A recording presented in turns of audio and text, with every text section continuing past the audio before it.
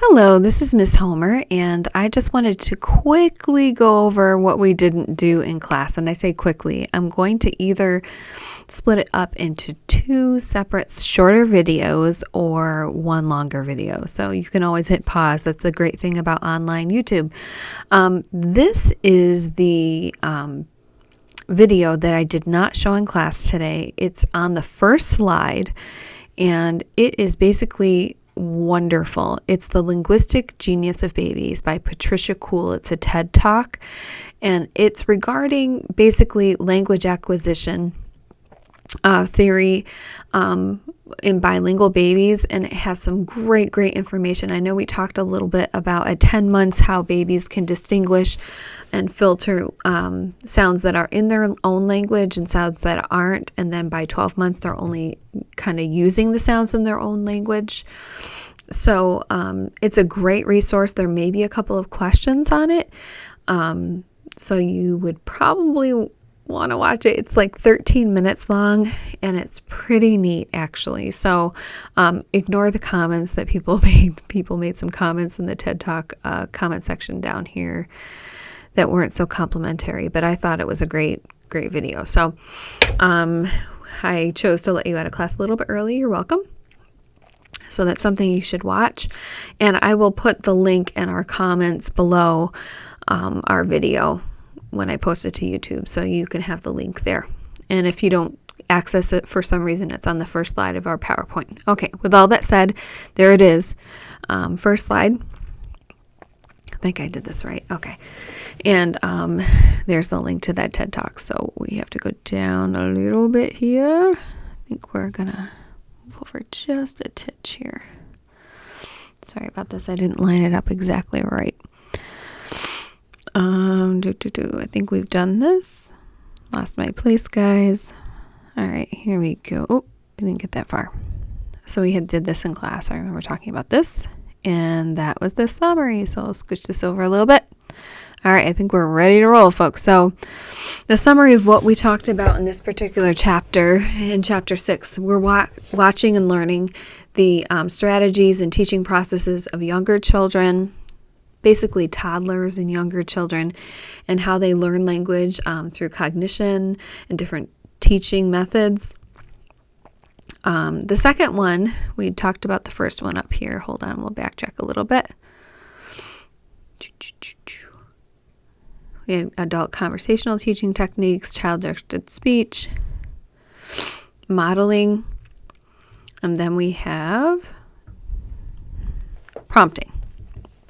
So prompting basically is different than modeling. Modeling is actually showing or modeling a particular thing for a child, whether it be speech or anything else. You're just showing someone something. That's modeling. Prompting is kind of giving a little bit of a clue or a hint in terms of difference in definition. So prompting includes any parental behavior that requires toddlers to respond. There are typically 3 different common types are fill-ins, elicited imitations, and questions. Those are prompts. So in fill-ins, the parents can say things like, this is a, for example, cat. Or in elicited imitations, the parent cues the child, say whatever it is. Or questions may be of the confirmational yes-no type style or with WH variety. So something you should know about prompting, that maternal yes-no interrogatives or questions, are we going home, appear to correlate with the child language development, and that the gains are made in their syntactic complexity or their grammar gains. So intonational interrogatives, you going home, correlate with gains in a child's pragmatic ability or social language ability. Maternal directives, however, such as go get your coat, giving directives or commands, seem to correlate highly with the child's gains in their utterance length, and also their meaning or syntactic complexity, but may slow that vocabulary growth in itself. So those are the functions of prompting, interrogatives. Sorry about that. Oops. All right. So how can prompting be done? 3 different ways. I'm going to list here. Questions. Where's your ball? so that can prompt language with the child. Elicited imitations, say, more please, so you're giving them a clue about what to say or a model in that sense. And fill-ins, this is a, so fill in the blank. Responding behaviors. So an adult checks their own understanding against the child's meaning by reformulating the child's utterance. This is a responding behavior into what the adult thinks about what the child meant to say. So you kind of revise that. Oh, you meant to say such and such. With preschoolers, adults reformulate more frequently than they imitate error-free utterances. Just as a side note. So imitations, so responding behaviors that are typical are imitation, topic changes, acknowledgments, expansion of the child's utterance, requests for clarification are more likely following ungrammatical utterances, but responding behaviors, one of the main ones is reformulating. Now, expansions and extensions. An expansion, I think I talked about this in class a little bit, is basically a more mature version of a child's utterance, and in which the word order is preserved. So expansions and extensions are really different. A lot of times we use these terms synonymously when they're actually a little bit different from one another. So, for example, children seem to perceive expansions as a cue to imitate. Rather, an extension is a comment or a reply to a child's utterance, as in when a child says, for example, doggy eat, and the partner replies, doggy's hungry. So expansion is taking what a child says and just expanding on it, adding a few words, kind of making it more like an adult-like utterance. So if the child said, hot dog, you would say, oh, you want a hot dog. That would be an expansion, whereas an extension would be something like that. A hot dog, oh, you want something to eat. So that would be an extension versus an expansion. Its value lies in the conversational nature, which provides positive feedback, and in both the meaning and the pragmatic contingency. So a semantically or meaning-based contingent utterance is one that retains the focus or the topic of the previous utterance, whereas a pragmatically contingent utterance concurs with the intent of the previous utterance. So semantics is meaning, pragmatics is use and social language use, basically. So contingent meaning dependent on what retains the focus of the previous utterance. So in conversations between adults and preschool children, adults tend to repeat to establish that they have understood what the child has said, and children repeat to kind of ratify what adults have said. So there's that difference there. So summary, mothers' responses to their infants' imitations seem to facilitate language learning. All three of the parental responding behaviors, expansion, extension, and imitation, which you'll have to know, result in greater amounts of child imitation that either initiate like adult topics or non-imitative behaviors. Parents do not consciously devise these teaching strategies. It's not like, okay, I'm going to expand the utterance right now. It's more an intuitive, instinctive kind of response to your children, and they kind of evolve as the child develops and their development of language and cognition. So it's more intuition than anything. Whereas we're going to talk about adult conversations with preschoolers can be very entertaining. Mothers typically provide opportunities for the children to make verbal contributions. They kind of draw them into conversations and provide an environment where there are a lot of cues and kind of a setup or a situation that's conducive for conversational exchange. They kind of model for the children when it's nice to speak, when it's time not to speak, and to take turns in conversation. And they show them like the cohesiveness of being like a speaker and a listener, and that give and take kind of relationship. What children hear. So English speaking 2 to 3-year-old children hear approximately 5,000 to 7,000 utterances each and every day. That's a whole lot of language. Between a quarter and a third of these being questions, and approximately a quarter are imperatives. So about 80% of maternal utterances are full adult sentences by this age. They are highly frequent patterns or frames in maternal utterances. Some are repeated as many as 40 times per day. Just by research, we know that. And a mother frequently acknowledges with good or that's it to kind of reinforce that. Mothers are not as facilitative with turn taking as they are with other pragmatic skills, surprisingly.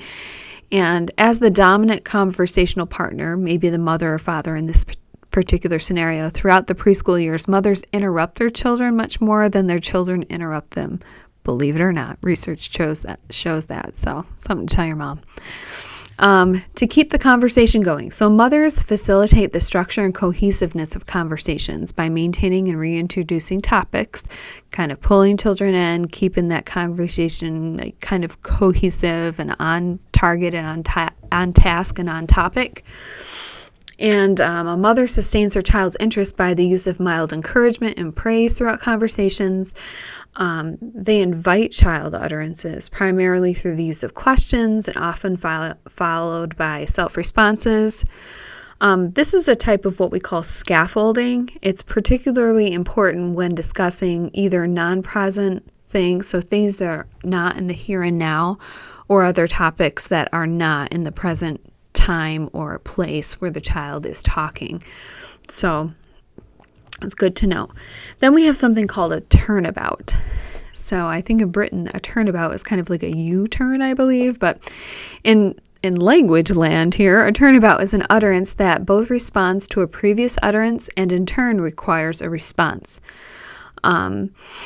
There are several types of turnabouts. So some of them are WH questions, yes/no questions, tag questions, requests for clarification, correction, an I wonder statement as an example, fill-ins, expansions with a WH question turnabout. So the request for clarification or contingent query is used by both adults and children to gain information that initially was not clearly transmitted or received. So children ages 3 to about 5.5 are able to produce and respond effectively to requests for clarification from adults and peers. So even though children are more effective in their use with adults, that can happen with peers as well.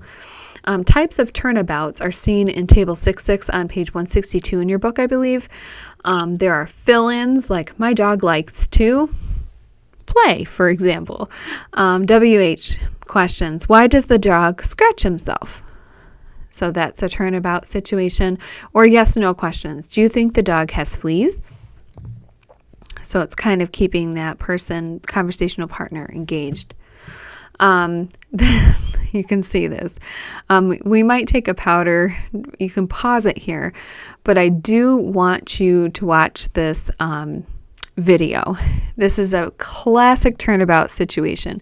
And it's pretty funny because the title of the YouTube video is just this: I poo my pants, funny toddler at Disney World. It's funny. You will hear yes, no, and WH questions in this video. And I believe it's a dad and a son. So you can pause it here. I'll put the link in the description of our YouTube video so you can look at that.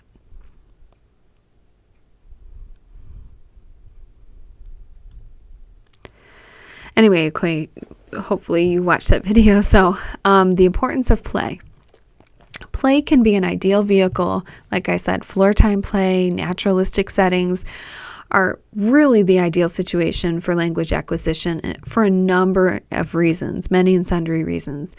Play is really not goal-oriented. The goal is to have fun, right, and interact, so it removes pressure and expectations and frustration from the interactive process. It's just to have fun. Attention and focus are shared by interactive partners, so topics are shared. And I can think of just many situations where if you play even board games, I know it's a thing of the past, but in the 80s it was a big thing to have game night. when you share those times, even with friends and family or just younger children, it's an opportunity just to interact. If you're playing checkers or go fish, it's just a very natural situation with no pressure. Games have structure and variations in the order of elements, as does grammar. So it's a good model for language games. Games like conversation contain turn taking. So also another precursor to conversational discourse skills. Play and language develop interdependently, meaning they kind of cannot be separated from one another. They parallel one another oftentimes with play skills. If a child has great play skills, often their language skills kind of parallel that. Let's see, and they, like I said, it parallels cognitive development, so it demonstrates that there's some underlying cognitive grasp of concepts there too.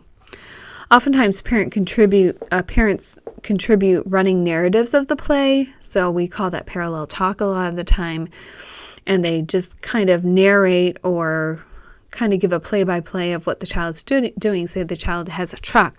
Oh, look, Johnny, you're pushing the truck. You're pushing the truck over the bridge. Oh my goodness, the truck is going around the bear. So a lot of times if you give them a play-by-play running narrative, it's a very, very good situation for vocabulary development. Role-playing and accompanying linguistic style changes begin around age 3, so pretend play starts to develop. By age 4, a child is able to role play as a baby using higher pitch and phonetic substitutions, baby talk kind of stuff. In social play with others, language is used to explicitly convey meaning because of the different realistic and imaginary meanings of props and roles. So language is used at this point to clarify and negotiate. And if you've ever dealt with a 4-year-old, that's very true. And language learning is enhanced by songs, rhymes, nursery rhymes, finger plays, all those preschool kind of things that you learned, the repeat after me songs, the camp songs, all that comes into play in language development. There is a study by Hewlett, Fay, and Howard 2015, and it's a summary of new research on child-directed speech. I will reference that in the references. I didn't really type too much in there. We won't talk about it too much, but the more TV in a child's day, the less interactive they are, and that was one of the things touched on in the study.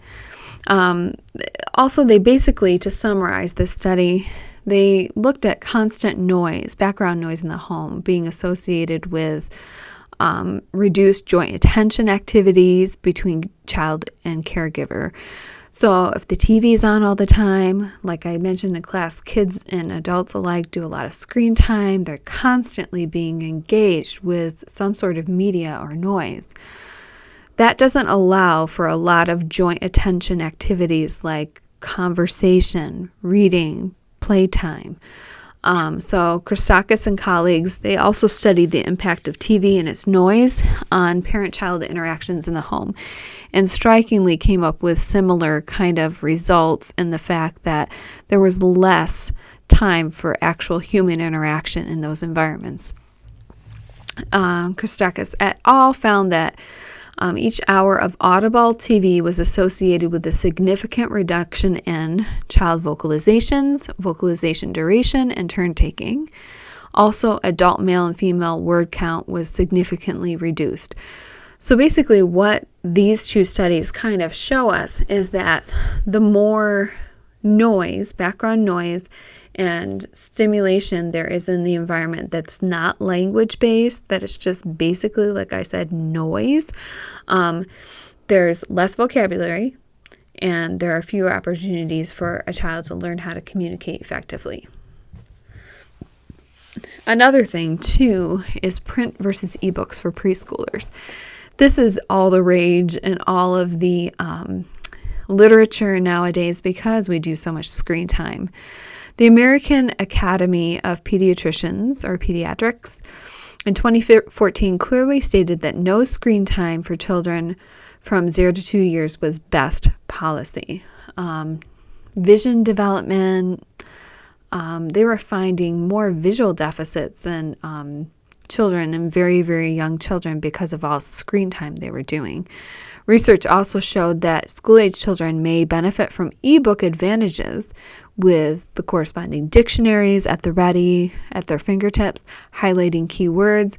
So at that age, it's more interactive learning. They can do annotations and a lot of that online learning kind of things with ebooks, which engages the brain as interactive, whereas 0 to 2-year-olds, it's very passive. So they're just kind of looking at a screen and it's not interactive. So the research kind of showed mixed results there. The effects of media. So although having adults read to a child positively affects, I'm going to scooch this over a little bit, positively affects, sorry about that, the size of the expressive vocabulary of English and Spanish speaking preschoolers, watching television does not have that beneficial effect. Again, a passive activity versus an interactive activity. In terms of paper versus ebooks for preschool children 2 to 5 years of age, there are some disadvantages of ebooks, 4 that were listed by the author of your text, Robert Owens, who I've great respect for. I've met him a couple times. He's a cool guy. The higher cost of tablet devices. I mean, for some of the families that I work with in rural communities, having online access to tablet access at all, I mean, it's becoming more prevalent, but there is a cost factor to consider. Also, devices have the potential to break, as did my recent iPhone. Let's take a moment of silence for that. I miss my phone. Parents' inability to review the book before the purchase. So it's kind of like with any online purchase, you get like a little bit of a preview, unless of course you've read the book. Say it's like an Eric Carle book, The Very Hungry Caterpillar. We all know that one, hopefully. But if it's something new, you only get to see like a preview of it, and then you're kind of stuck with it. So that's a disadvantage as well. Parents using tablets or ebooks as babysitters. I see a lot of this, been guilty of it when I've been watching nieces and nephews in the past. It becomes a bad habit, essentially. You can just stick a kid in front of a tablet and have hours of time to yourself. Can't say I blame it for some of the things, but yeah, basically, not a great idea. So this is by Willoughby, Evans, and Novak, 2015. Fairly recent study, and here's a link to that study in case you were interested. But what is their effect on dialogic reading and children's comprehension? Dialogic reading is interactive reading between caregivers and children. So when you were a small child, I'm not sure you had tablet reading back then. I don't think so. You're old enough where you didn't. When you have bedtime stories with mom, dad, grandma, brothers and sisters, whomever, that dialogic reading is interactive reading because you ask questions during that time. With tablets, in this study, 165 parent-child dyads reading ebooks and traditional paper books. Children's story comprehension and parent-child dialogic reading were negatively affected by the presence of electronic features. They go into some greater detail. It's annotated down here. There's a resource for their study, or the bib for their study, rather. And it didn't, basically, there's a fascination with the novelty of the device a lot of the time, amongst other factors that they cited in their study. So for parent-child reading, during that time, actual paper books were promoted. Some conclusions from current scientific research. Here's another study of Deem 2015, ebooks versus print, what parents need to know, from scholastic.com. We've all ordered books from them. Maybe they're a little biased too because they sell paper books, but anyhow, well-made ebooks without too many distractions. Distracting hotspots are okay if joint media engagement is with the parents. So if there's not too much to titillate the child's attention and divert it from the actual task of reading the book, then that's great. They found that the more gadgety, so to speak, that the book was, the ebook, the less profitable it was in terms of reading and comprehension if they had too many distractions. Exposing young children to print first is important with ebooks, then following later as supplements. So there's nothing better than sitting down with a good paper book. That probably sounds like a middle-aged woman to you, but it's true. It helps children develop their vision. And if you take any of my graduate courses, developing left to right, vision and tracking control, holding the book with both hands, bilateral integration involves two sides of the body and two hemispheres of the brain. So there are some motor development reasons, vision reasons that you do want children involved in a task of looking at a book and turning the pages. There are some developmental benefits to doing that and developing good visual tracking skills. So they were cited in this research as well. So main points from chapter 6 here, okay? In very general terms, children kind of follow a pattern in which they know something, then comprehend its name, and then they finally produce it. So several assumptions by an infant may be behind learning a word, including the following. People use words to refer to different entities or nouns. Words are extendable. A word refers to the whole entity and not the parts. Names refer to categories of things. Novel names refer to previously named entities, and adults refer to entities in consistent conversational ways. So, we learned about bootstrapping. The strategy of preschoolers is what you know as semantic categories to figure out what you don't know as syntactic units. I thought that was a great definition. So they kind of base, new interactions with words and vocabulary based on what they already have had interaction with. Some preschool learning principles are follows. Pay attention to the ends of words, and I cited this list earlier. Phonological forms can be systematically modified. Pay attention to the order of words and morphemes. Avoid interruptions. Avoid exceptions. Underlining semantic relations should be marked overtly and clearly for the child, and grammatical markers should make semantic sense. So those are some of those preschool language learning, universal principles that we talked about earlier. And here's the last slide, guys. We did it. Adult speech to toddlers includes child-directed speech. So we've talked about many overlapping categories of the same thing. Infant-directed speech, motherese is another term, and then child-directed speech. The difference between infant-directed speech and child-directed speech is basically the types of prompting and modeling you're going to give a child at a different chronological age, right? So there's that. And then adult speech to preschoolers uses turnabouts that facilitate the child's turn in a conversation by prompting the child's next response. Please do watch that YouTube video. So watch the TED Talk and watch the YouTube video. This coming Monday, we will likely do some review, and we may kind of include some of the things from the video with that. So both of the videos. So do watch those. Also, don't forget about play being an important area for language growth and trial, and cultural differences very widely. So know some of the ones that were listed in the chapter and that I've highlighted for you. Also, do not forget to download the Quizlet decks. However you learn best. You can do them in lists, 3x5 cards. You want to have those at the ready when you need to study and have them accessible to you, because it's an open book exam. During the exam, they will be taken down, so you guys kind of have to do your homework. So I just want to remind you about that. So as of next Wednesday, they won't be available online.